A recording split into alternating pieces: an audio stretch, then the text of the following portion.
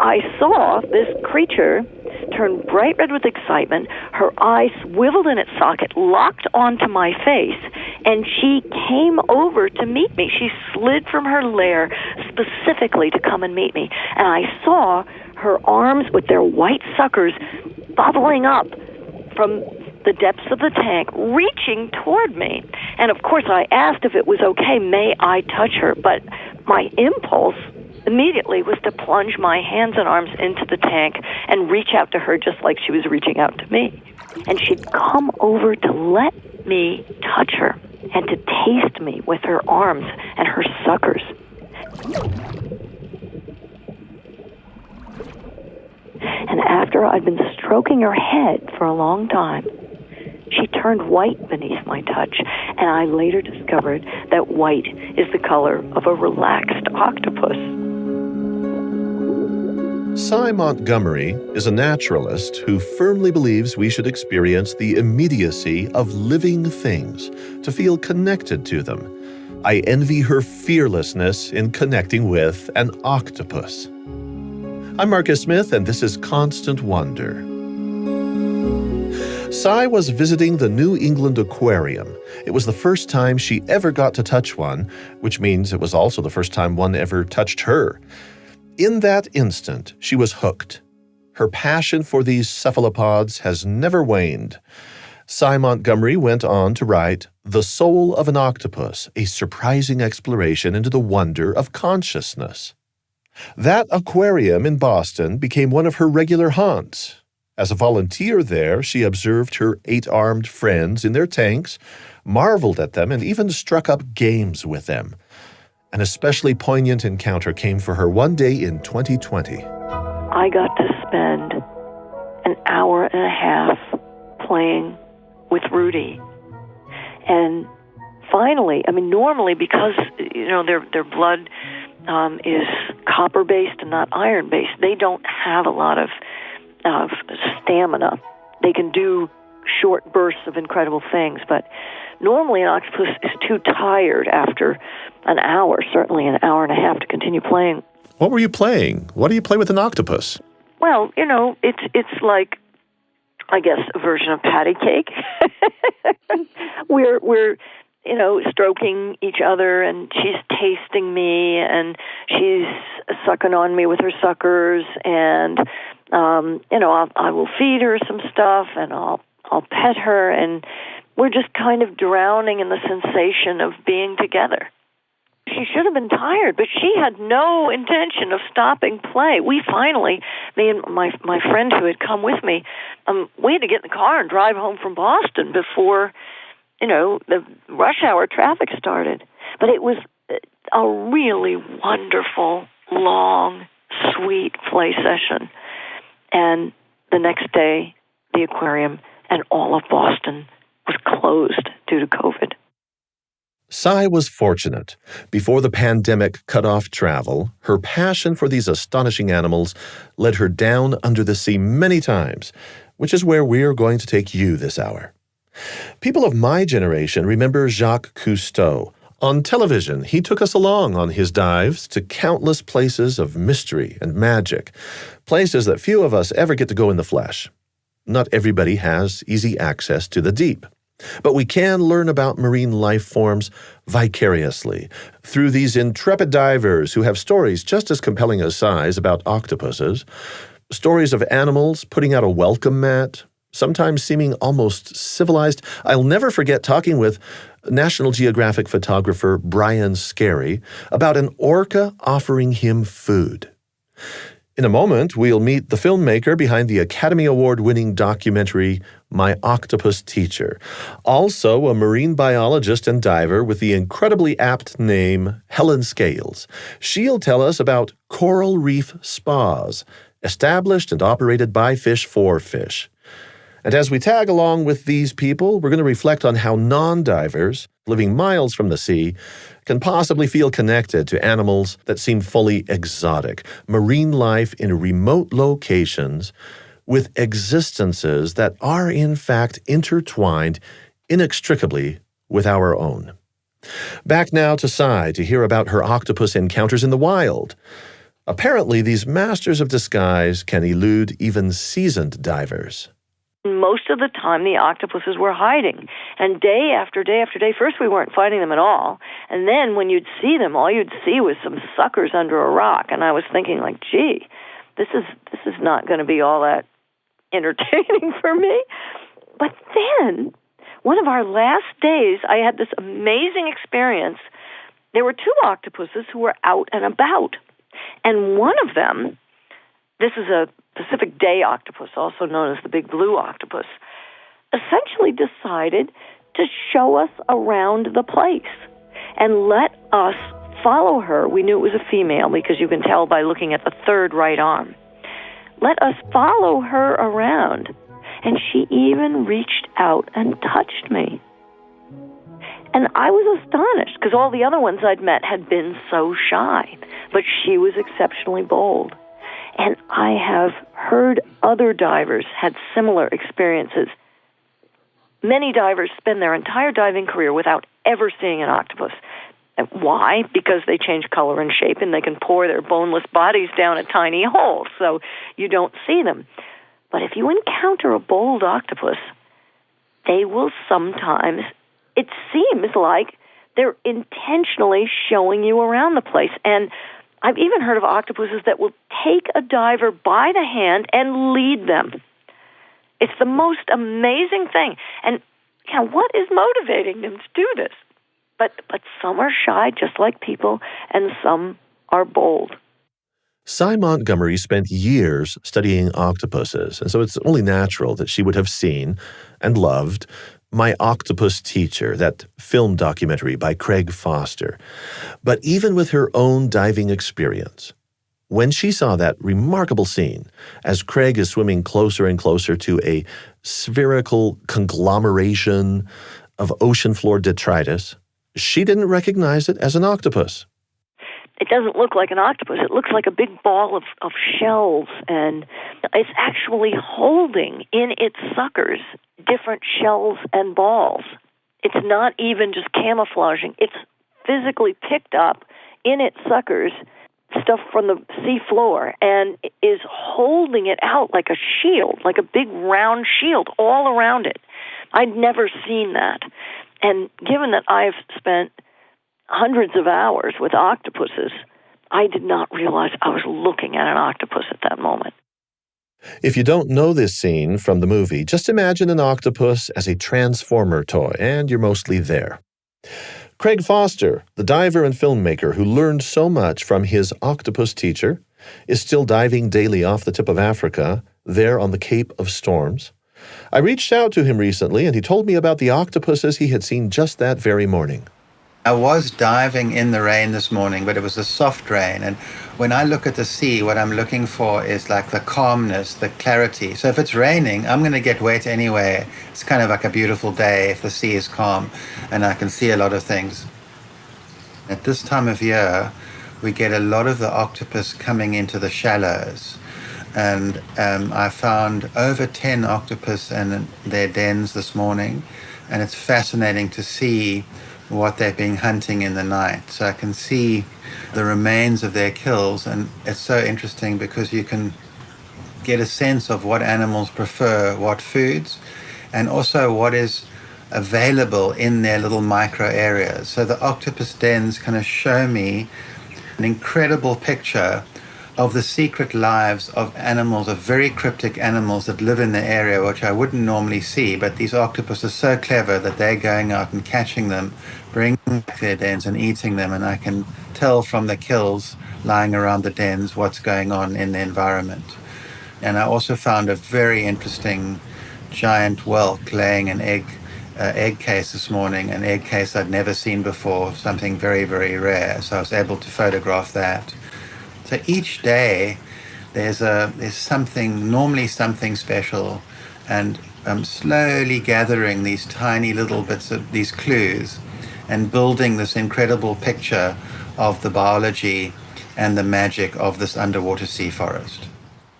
Extra points if you can spell whelk or even know what one is. I had to Google it, and then I said, oh, it's one of those. But how would I even know, living as I do so far from the sea? Well, I'll tell you how. In the home I grew up in, we had one very large, very beautiful pink and white conch shell. Heaven knows why we had it. A conch is a type of whelk. Lots of people who have never been diving, maybe you're one of them, have held and admired conch shells.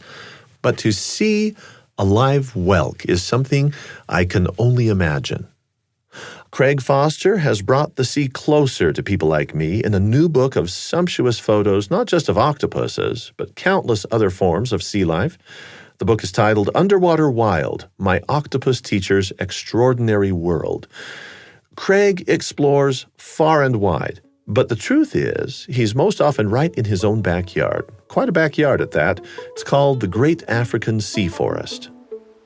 Almost every square millimeter of the ocean here is covered in some kind of life, covered in algae or covered in different animals, bryozoans, ascidians. It's hard to find a rock with a spare centimeter that hasn't got life on it. That's the wonderful thing, certainly about the ocean here. I go in every day. I was in at 7 a.m. this morning. I've been going in every day now for over 10 years, and in a lifetime of diving before that. And it just keeps amazing me how much life is here and how I keep learning from these animals and from these plants.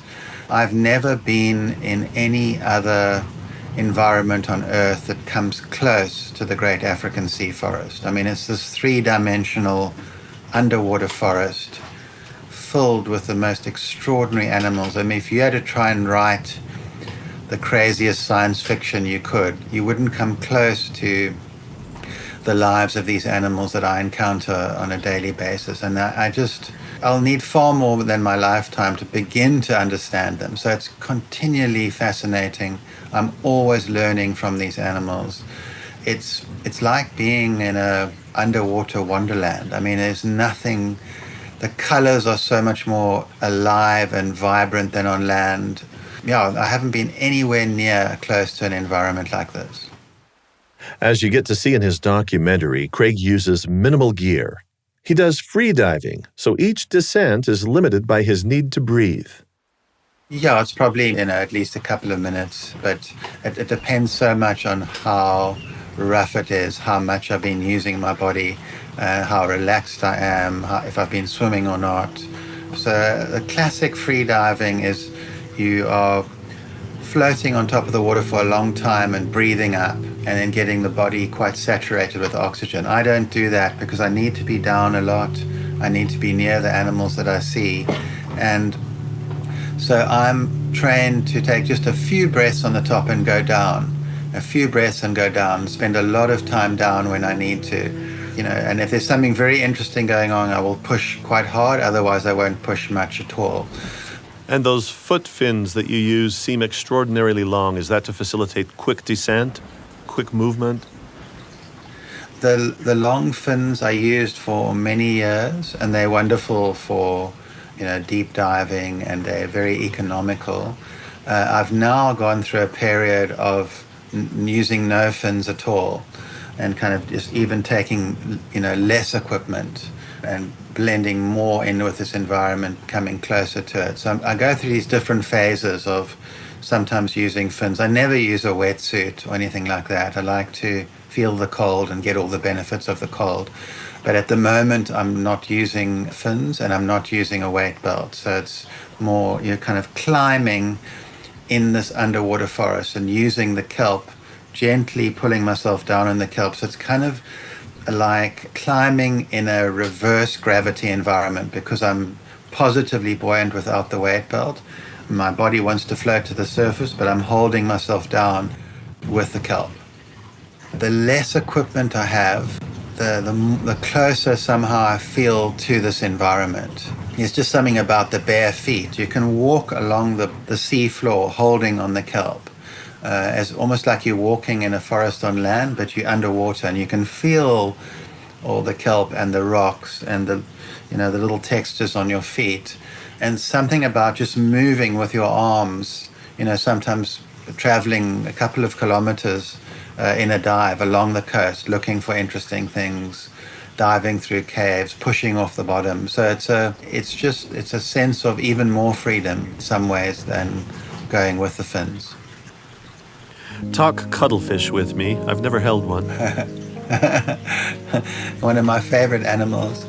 There are quite a few species of cuttlefish here. I have two favorites. The tuberculate cuttlefish is a small endemic cuttlefish we only find here in southern Africa. And this animal is the absolute grand master of camouflage. This animal can out-camouflage an octopus. I could show you, Marcus, I could show you right in front of you and say, that's the cuttlefish there, and I could point to it, and I promise you for the first few minutes, you would not be able to see it. It would totally blend into the environment, and you might think it was a shell or a stone.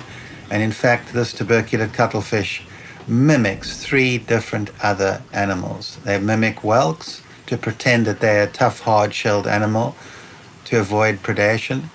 They mimic fish when they swim, and they even mimic the movements of hermit crabs when they're moving. They will drag their kind of mock shell and pretend they're a hard-shelled animal and a hermit crab living in a shell to fool predators when they could actually jet away quite fast and then become a food item. So they can camouflage color, even though they're actually color blind. They've hacked color. They use diffraction to figure out what color is, and they mimic it beautifully. And they change their body shape into these other animals. It's mind-blowing. I've even got a picture of one that mimicked the tiny little 2-millimeter polychaete worms on the back of another shell that it was pretending to mimic. The level of camouflage mastery is fantastic. And they have to do this because they're small, they don't get much more than 10 centimeters, they're very vulnerable, but they thrive because of this genius. Have you ever envied a cephalopod for this intelligence that almost permeates the body clear down to the extremities? I do. I wouldn't say the words envy. It's a fun question. I kind of envy the wildness of these creatures. They're fully wild. They're born wild, and we are also born wild, but we don't get to live a wild existence. But they get to live a fully wild existence every second of their lives, whereas our lives, in my mind, are largely tame with sort of little moments of wildness. So that's, I guess, if there's anything to envy, it's that pure wild existence in a very dramatic environment, I think is something quite special. I wonder if I'm hearing in your response there the idea that this wildness is kind of a denial of past and future and a thorough inhabitation of the present. Yeah, that's an interesting question, very interesting question. You often think, and I've thought about this a lot, Marcus, like, is an octopus or a cuttlefish or any of these other animals fully present? Like, you often think, okay, they're just fully present, and we kind of know what that state is like, that kind of flow state, and it's very invigorating. But if you actually look closely, these animals can remember a lot of things that have gone on in the past, and then you can see them reacting to that. If they have some predator coming near the den, you can see them kind of becoming slightly paranoid and building big walls and so on. And they also plan things for the future, and they strategize how they're going to hunt, where they're going to go to hunt. So they're not always in the present. You think they might be, but they're actually not.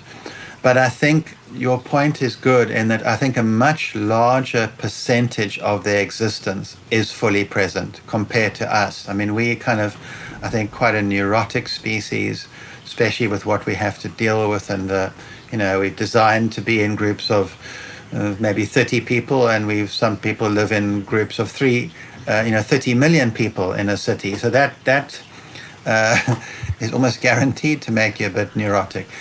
We've been thrown out, I think, a lot of our fully present existence, but they are not always living in the present. They have incredible memories, And as I say, they plan for the future. They have maps of the underwater sea environment in their head. They can navigate very well. So there's a lot of brain power there, but it's quite different to ours.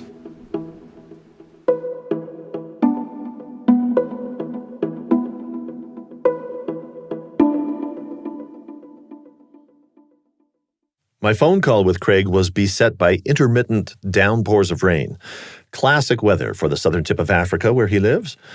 But it didn't deter me from probing for more first-hand descriptions of the complex behavior of some of his favorite sea creatures.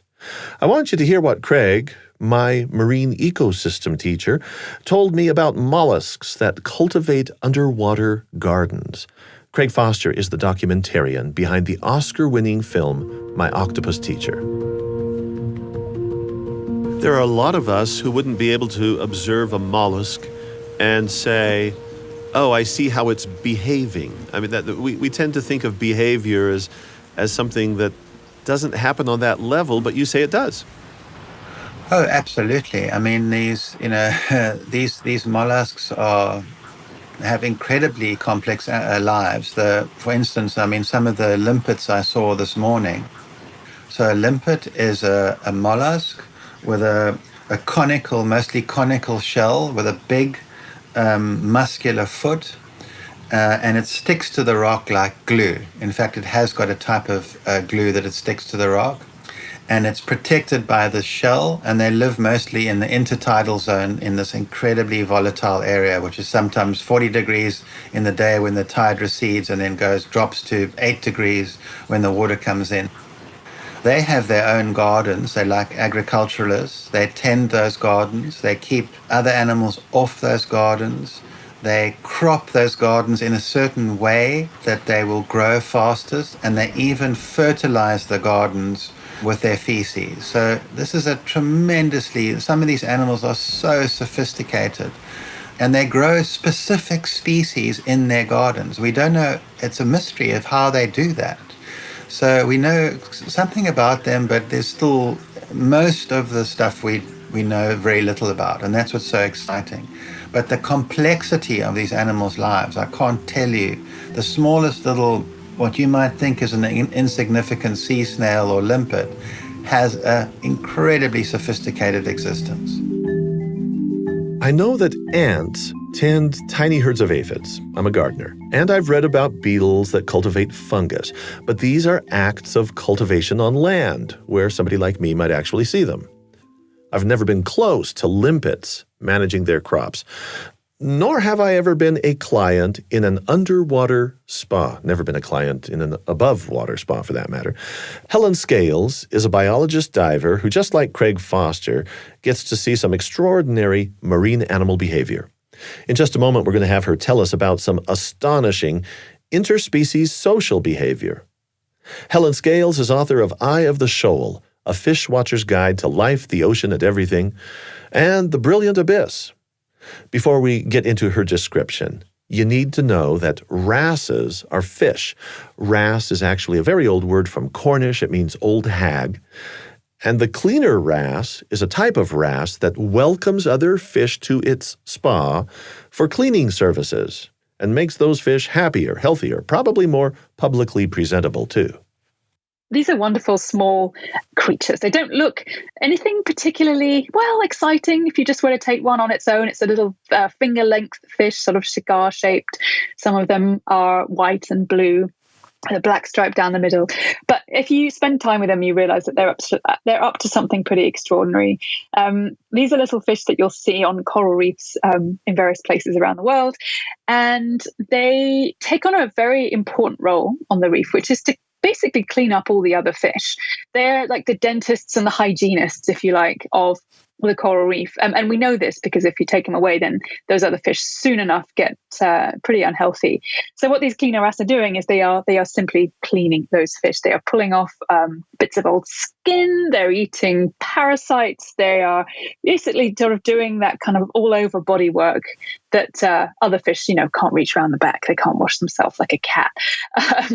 But the reason I think this is particularly interesting, because that in itself is pretty cool. It's like an ecological role they do. You can spy these fish fish on a reef amongst a mixed assembly of other big fish. Often big predatory fish will hang out, but they're suddenly very peaceful, and they're not looking to eat these wrasse. They just want to be cleaned, and they know that pretty well, and that's why they go to these particular places, these cleaning stations. But in order for the cleaner wrasse to be successful at their jobs, they have to be pretty smart, in part because they know that some of these fish could all too well eat them if they weren't doing their job properly, if they weren't diligent about picking off just parasites and not taking any more than they need to.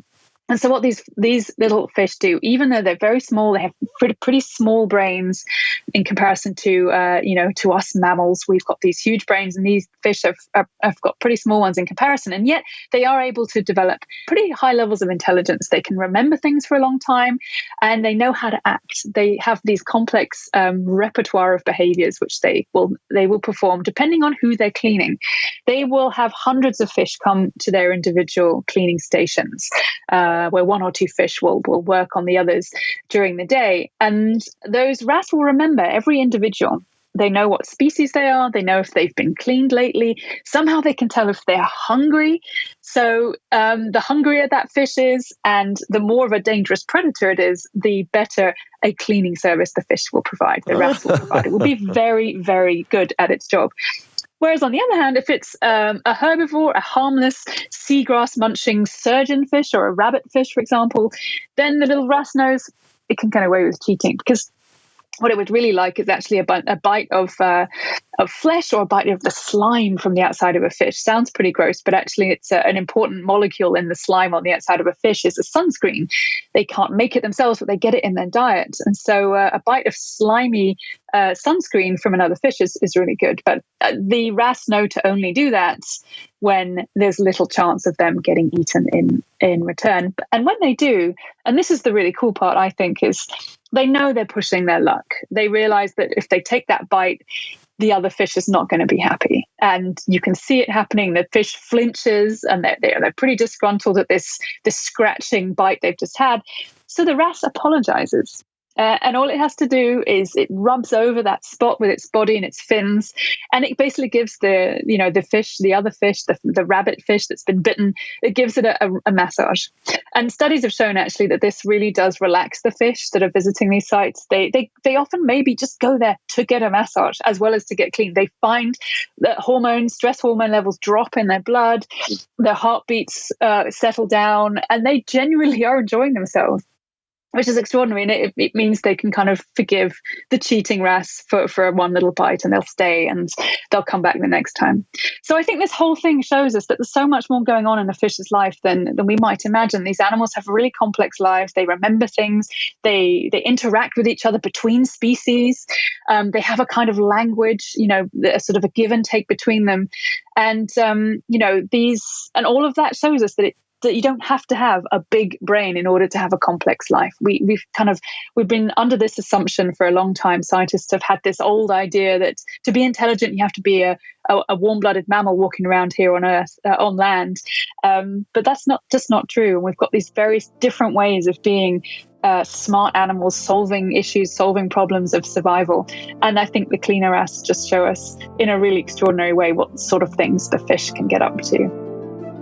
It's clear to me that Craig Foster concurs that even tiny creatures are grossly underrated for intelligence, and not just for that, also for their sociality, maybe even for their emotional intelligence.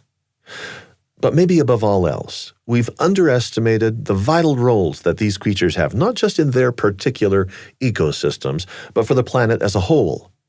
Craig took pains to underscore our human dependence on all these remote life forms. He shared his take on this as we were chatting along about his affection for sea otters. Those are animals he's spent enough time with for yet another full-length documentary. Possible title, My Sea Otter Teacher. It's very easy to identify with a big mammal like an otter. I mean, it's the size of a medium-sized dog. And it's very easy to identify and kind of fall in love with an animal like that pretty quickly, actually. And I see them almost like they like my kin, my wild kin, and they teach and they inspire at a very deep level. But even smaller animals like limpets or sea snails, once you observe them very closely, you realize that these animals are each, even these little snails, have their own little personalities, and they have a tremendously often difficult time to get to adulthood, and they've strived, and they're strong, and they're highly intelligent, and they're very good at what they do. So you have a strong bond and a sense that each one of these animals' lives are so incredibly precious and vital, not only to themselves and the ecosystem, but also to us as human beings, because we often forget that the biodiversity, literally the sheer number of species that are interacting, is literally the immune system of our planet. This is the thing that's keeping you and I and everyone else breathing and eating and, in a reasonable temperature zone from second to second. And these creatures and these plants have done this since the beginning of time. Every little animal and its difference is the critical thing, the ingredient that is the magic that's keeping us alive. When you realize that, you can appreciate them and you want to nurture and allow them to regenerate. We've got this incredible planet with its massive biological intelligence, and we so desperately need to respect her and respect this giant Mother Nature, because we are alive and well and conscious only because of the grace of this extraordinary system. Clearly a theme that resonates with you and with so many others, and with anybody who's seen My Octopus Teacher and has liked it, is the idea that we have erected some kind of a false division between us and animals. I would throw in maybe plants as well. Is there a validation or a justification that you could offer me today that would explain why this is a legitimate pursuit to not be detached in our observations of nature? Wonderful question, thank you. Yes, the greatest threat in a way to our planet and to our species is what I call the cooling of the human heart towards nature, this disconnection that you refer to. Because when you disconnect from the wild, from the Great Mother, it's easy to desecrate. But if you open your heart and you connect to these wild animals and to these plants and the trees and even the air we breathe, which is so full of life, it's very hard to then want to desecrate her. It's much easier to change one's lifestyle and try and do things that allow nature to regenerate. It's the story, it's the emotion, it's the connection to the wild in our minds that creates change, that creates space for animals and plants to regenerate and regrow, and in turn then look after us. So it's absolutely critical that we reconnect with our wild origins in that way. We don't want to go back to being hunter-gatherers, that's impossible. But we certainly can draw on our indigenous past, on our deep ancestors who were phenomenally connected to nature. The reciprocity they had with nature, you can see it in all the old records, is mind-blowing. We need to take a feather out of our ancestors' caps, and we need to have a change of heart, because it's going to be, good for everything and everyone.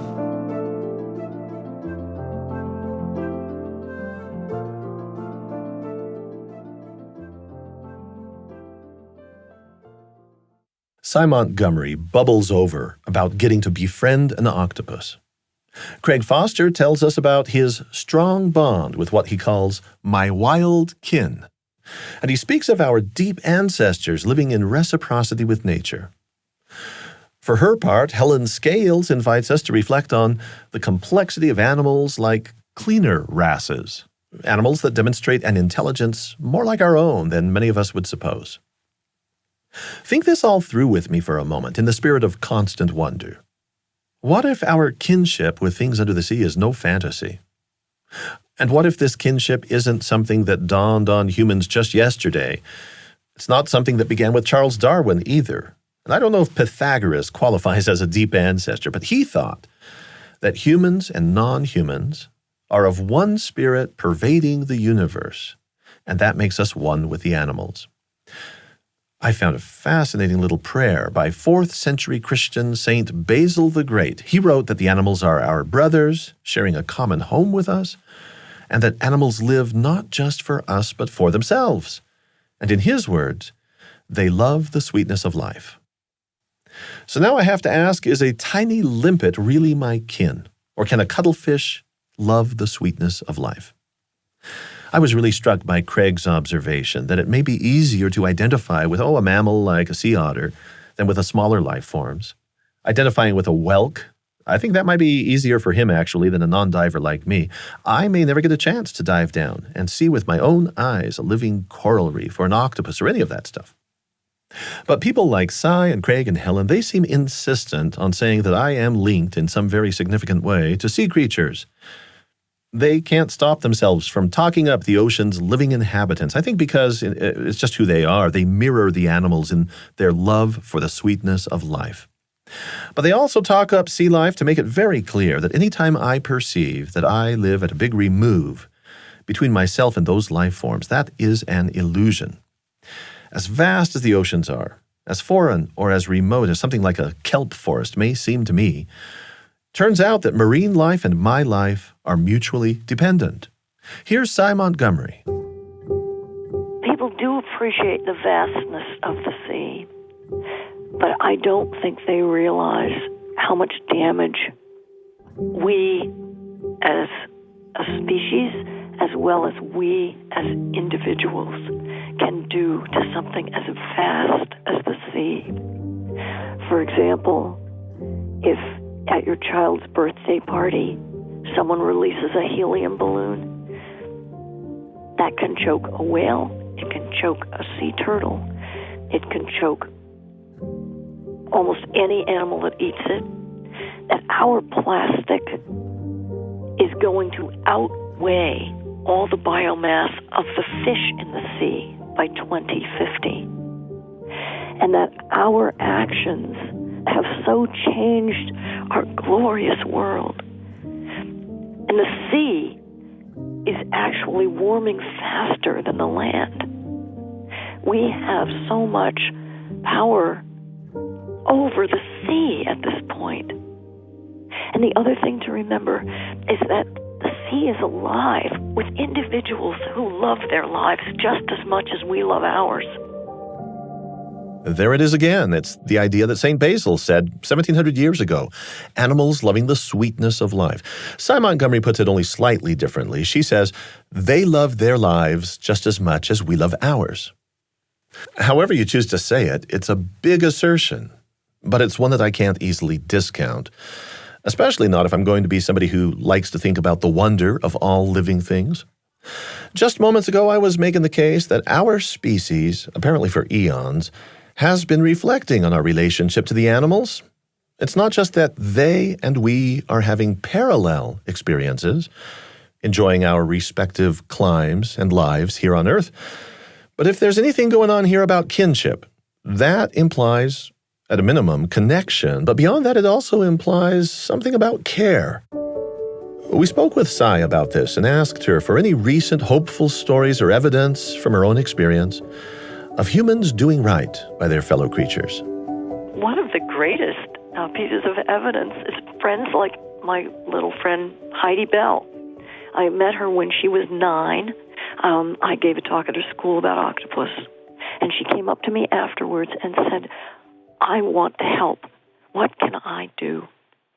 And there wasn't a specific charity that she could donate to or work for octopus, but I said, there's lots of other animals in the sea that you can help. And so she, at 9, decided to form a charity. And she has raised over $3,000 for the New England Aquarium. First, that money went to the Sea Turtle Hospital, helping sea turtles who had swallowed plastic or gotten cold stunned due to, in part, climate change. And that's one kid who was, 9 years old. And I think that young people these days, they're not just the leaders of tomorrow. They're the leaders of today. And I think they have tremendous power, and I have to feel like they can turn this around. With similar optimism, Helen Scales also told me about some conservation work that hopeful people are doing, some really creative people, as you'll see. Not very long ago, an Italian fisherman had just had it with fishing techniques that were damaging his coastal area.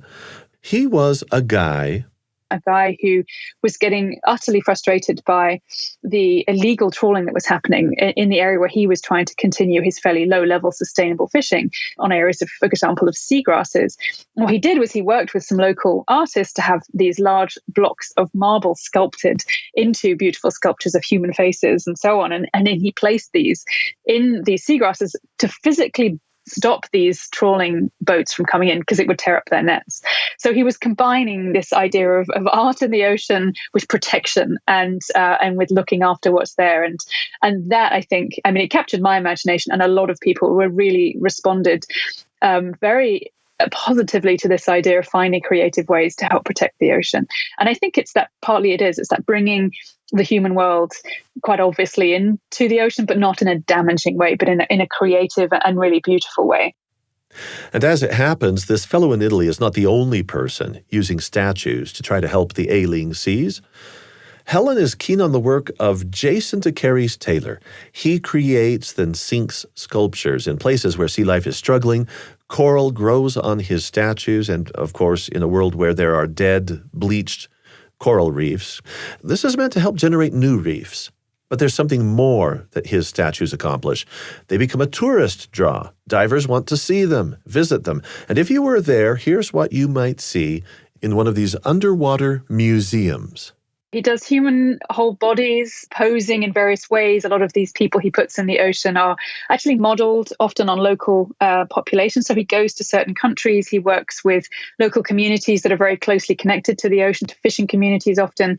And he will make casts of those individual people and cast them in these very carefully selected, I think, marine cements, which are going to be low impact in terms of putting them in the ocean, and that sea life will come and settle quite happily on those structures. But he's taking those individual humans, those individual characters, and placing them in the seabed, often in poses of protection, there's a very powerful image, one of them, which is a ring of humans standing hand in hand in a circle on the seabed. And they're there to protect and to oversee this place of theirs. He also makes giant people. There's another one which is a huge version of an individual child, I think, kind of holding up the surface of the sea in a kind of, he plays with that scale a lot. Also faces too. A new installation in the Mediterranean is these giant faces, which he puts down there in the seagrass meadows, these incredible ancient Posidonia meadows of seagrass that have been there for thousands of years. And again, kind of playing with the scale and the shape of humans. But often it's recognizable individuals, and it's people who he's connecting through to those who live in the area, who work there, who rely on those resources, and who are often the frontline protectors of these endangered spaces. And this is called a museum, or the Underwater Museum is one way to refer to this. It's actually meant to have people come visit. Yes, exactly. Yeah, he has these various museums and installations around the world now. And a big part of it, as well as sending these messages about connecting us to the ocean and taking action, a big part of it is to draw people away from very perhaps overpopulated parts of the ocean where divers and visitors are going, and potentially do threaten some of the more natural, if you like, ecosystems. There's only so many divers you really want to have on a coral reef before things start potentially to get a little bit trampled on. So this idea of kind of increasing the capacity of the ocean to take people in without causing damage to the really, fragile natural parts of it is also a part of what he's doing, and quite successfully. He's also, generating new sources of income for local people by, creating a museum, which, you pay a small entrance fee to go see it, and that money goes back into the local communities to help them support what they need to do to, fish sustainably and so on. So the whole thing is kind of generating interest and income as well. And then there's this young man, Luke Harris, a high schooler in New York City. Luke was working as a counselor at a summer camp and had a little downtime and read The Brilliant Abyss, one of the books by Helen Scales. It really got him going. After reading Dr. Scales' book, I emailed her and asked if I could help bring out her message to kids. And she asked, well, what are you really thinking here? And I said, I think a competition where kids have to, on their own, find something in the deep that interests them and come up with a creative solution to a problem on land using that. Leave it to a counselor at a summer camp to cook up an activity like this for kids. The kids learn about an unusual deep sea animal with unique features, and those features become their inspiration for some sort of application on dry land, some new engineering design. I'm pretty sure this is what they call biomimicry. As an example of how this could go, Luke points to an animal called the scalyfoot snail. The scalyfoot snail, it's like a snail where basically the whole lower half of its body is covered in a shell of little scales, almost like a chainmail vest. I found this through Dr. Scales' book, and I was reading about it, and it was sort of like, well, why do they have them, Are they for defense, and they sort of pick them up to protect against predators? Or is it more of like a form of like mating, or is it like just like peacock feathers?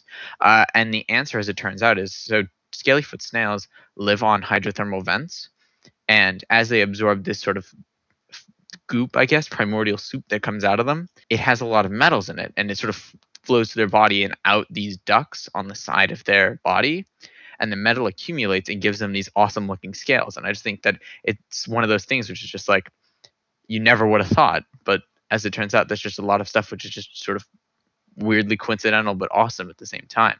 So if I was taking the scalyfoot snail, for instance, I would probably take its namesake, the scales, and think about what is a problem on land that I can solve using that aspect of the creature.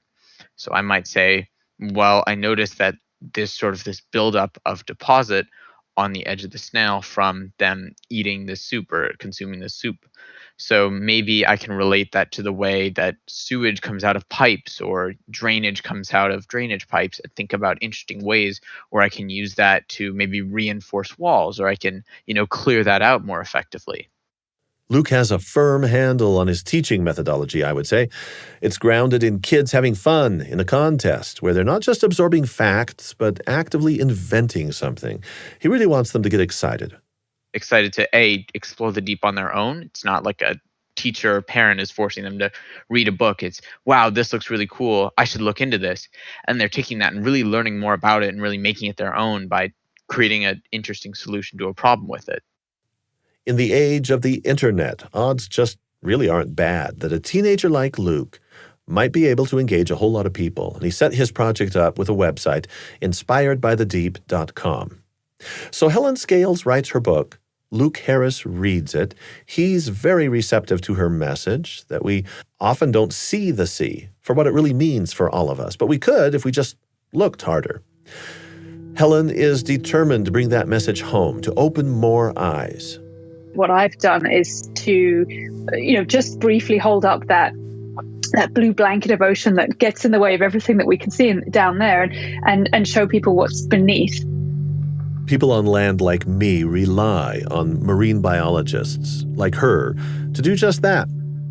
But even for her, there are limits to what she will ever see in person. I'm unlikely to ever see the very deepest parts of the ocean, even if I was one day lucky enough to get an invitation into a submersible, which I would take, by the way, if anyone does offer. But that will only be one tiny place for a couple of hours and one tiny part of this huge realm. So for me, I'm just the same. I am not going to see the vast portion of this living biosphere of ours, because that is the deep ocean, and very few people ever are going to get to see that. So in the same way, it occupies perhaps the same part in our imaginations as outer space and what's going on beyond our planet. We aren't going to get to see it. We aren't going to get to go there. Doesn't mean we can't be fascinated and care and want to know more about that space. So I think the more creative ways we can have of showing people that, you don't actually have to go to these places, and you probably won't be able to go to most of these places. And yet still it's so important to our planet, to the health of our planet, to have all of this ocean with us, and to know about that just opens up whole new windows into understanding all of that. We do our best on Constant Wonder to open those new windows of understanding. Thanks to everyone we heard from today. Prolific writer Cy Montgomery, author of The Soul of an Octopus. Filmmaker Craig Foster, who also has a book out, Underwater Wild. Helen Scales, author of The Brilliant Abyss. Luke Harris, creator of that contest inspired by thedeep.com. I'm Marcus Smith. We're going to leave you now with a fun question, which we also put to a couple of our guests. If you could be any sea creature, what would it be? I would have to be a fish, obviously, because I really want to know what it feels like to actually breathe water and to fully occupy the ocean. So a fish it must be. But how about I cheat slightly and I choose flying fish? So I can also figure out how it feels to fly, or at least to glide good distances. Flying fish don't actually flap their wings or their fins and fly, but they leap into the air and can go hundreds of meters across the surface of the sea, airborne, and then plunge back down again. They also swim pretty fast. I think I would enjoy that feeling of speed, to have evolved for being as streamlined and as comfortable and powerful in the water as possible. So, and with those enormous, great big pectoral fins, which do look kind of like birds' wings, I think it would be interesting to experience life both just above and beneath the waves as well. So I think for me, yeah, it would have to be a flying fish. Oh, gosh, I would love to be an octopus. I would love to be an octopus because it's so different from being a human. It's almost, like an alien. To be able to be that one with the sea, to be able to taste with your skin, to be able to change color, to actually become invisible and part of the sea, that would just be a wonderful experience. I think that's what I would pick. Even though they don't live very long, I think that once their days are over, if they're able to make it to the end of the long life would be 3 to 5 years for a giant Pacific octopus. Most of them get eaten. But what an eventful experience it would be to be alive as an octopus and live that full life. Constant Wonder is a production of BYU Radio.